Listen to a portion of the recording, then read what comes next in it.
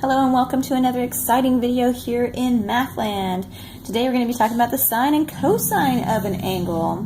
Okay, so let's review what you might have learned back in algebra or pre-algebra, that the sine of an angle is the opposite over hypotenuse, and the cosine of an angle is the adjacent over hypotenuse, and the tangent is opposite over adjacent.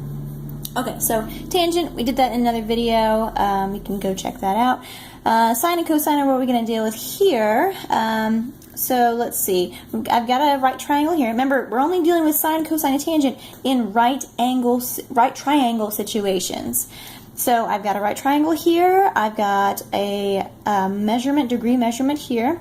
And I have an unknown length, and I have a hypotenuse identified here. So I want to find this length. I don't have the other side length. If I had that, I can use the Pythagorean theorem and figure that out. But I only have an angle measurement and a hypotenuse. So let's go ahead and use the correct trigonometric function for this. Okay, so I've got an adjacent side that's missing and the hypotenuse. So adjacent side, that's going to be this guy. So we're going to use cosine here. So we use cosine of that angle measurement, 50 degrees, should be the adjacent over hypotenuse. So my x over 25. Okay? So let's go ahead and figure that out. Let's get the calculator going here. And let's see, we've got cosine of 50 degrees. And I'm going to multiply by 25 to isolate my variable. Enter times 25 equals 16.1. So x is approximately 16.1. So, okay, so that's it. We found x. Ta-da! Okay, let's do another example here. We've got triangle. Let's put it right here. No, let's put it over here. Choop, choop. Okay, I've got a right triangle, and say this is 15 units, and my angle measurement is 24 degrees. Okay, I want to know my hypotenuse. So let's see, which trig function are we looking for? Sine and cosine, let's see. We need opposite over hypotenuse for sine, and cosine adjacent over hypotenuse. Well, we have the opposite side here of my angle, so I'm going to go ahead and use sine. So I've got sine of 24 should equal my opposite, 15, over my hypotenuse, which is the unknown x. Okay, so let's go ahead and solve for x. Now, knowing algebra and how to solve for the variable, if I have something down here, an unknown in the denominator, I can switch these spots here. Boop, boop. So if you multiply that by x and then divide by the sine of 24, you'd end up with the same thing. So x should equal 15 divided by sine of 24. Okay, so let's put that in the calculator. I've got 15 divided by sine of 24, close those parentheses, and we get approximately 36.9 units for our hypotenuse there. Okay, sounds good. Now, let's see. What if we were to find the actual angle measurement of a triangle? Say we had a triangle here. It's going to be a right triangle, not to scale. It's going to be the 5, 12, 13 right triangle, Pythagorean triple. And I've got an angle here. I want to know this angle. That's my question. Okay, now I have all my sides known to me, so I can choose what I want to use. I can use the sine or the cosine or the tangent with this. So I'm just going to pick one. How about sine? So I'm going to take this angle and I'm going to say it's the sine of whatever that angle is. I'll call it angle A. Sine of A equals, the sine is the opposite over hypotenuse, and again you can use either one. You could use cosine, adjacent over hypotenuse, you can even use tangent, opposite over adjacent, but I chose sine just because. Okay, so the sine of this angle should be the opposite, which is 12 over hypotenuse, 13. So that's the exact measurement, but now I want to know the actual degrees going on here.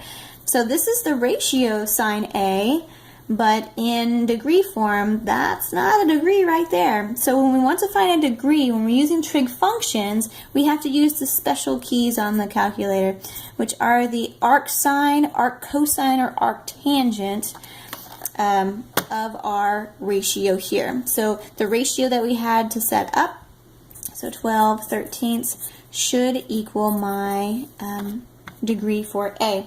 So I've got my arc sine button right here, right there. Oops, yeah, right there.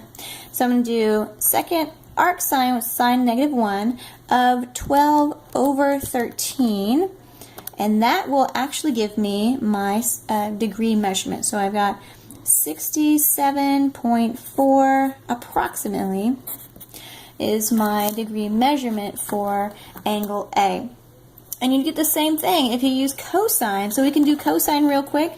So cosine, inverse cosine of A would be, let's see, cosine is the adjacent.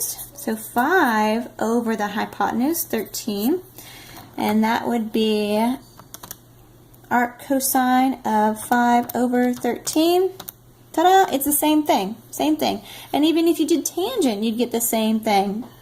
So if you have all the sides located, you could use any trig function to find the angle measure. Just remember, when we're finding degrees, we need to use the arc cosine, arc sine, or arc tangent function to do that.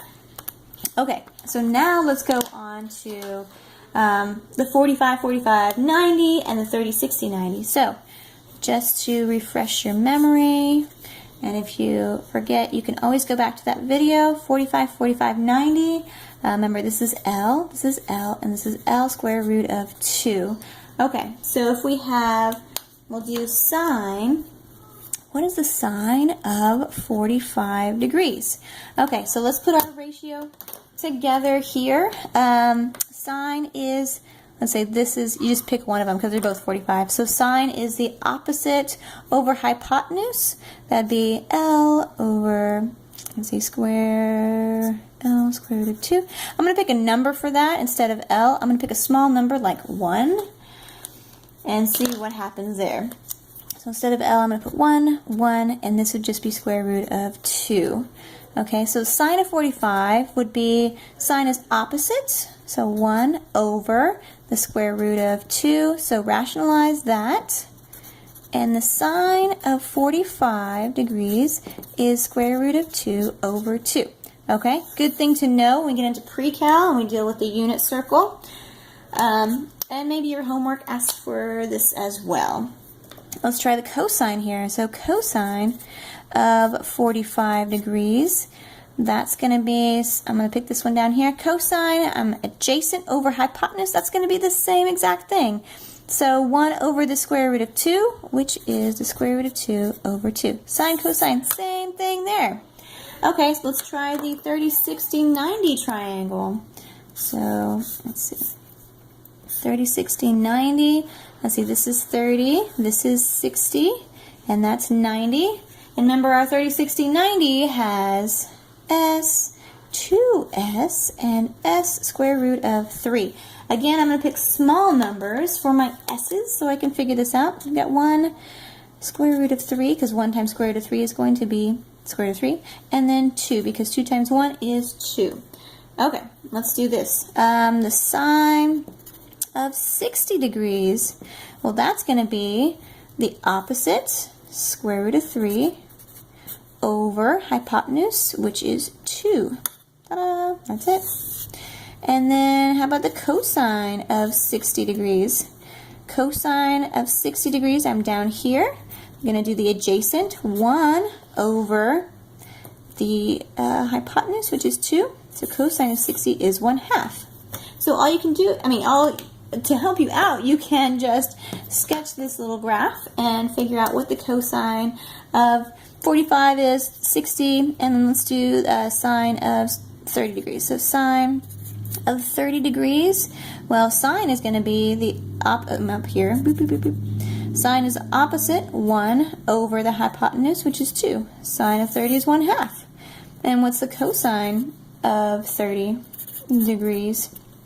Cosine of 30, I'm adjacent. Adjacent is square root of 3 over my hypotenuse is 2. Ta-da! And notice the parallels here between the sines and the cosines. Again, we're going to see this come to life again in the unit circle in pre-cal, but look at these guys. Boom, same, boom, same. Fascinating, isn't it? Okay, so that's it. Sine and cosine of an angle. Enjoy.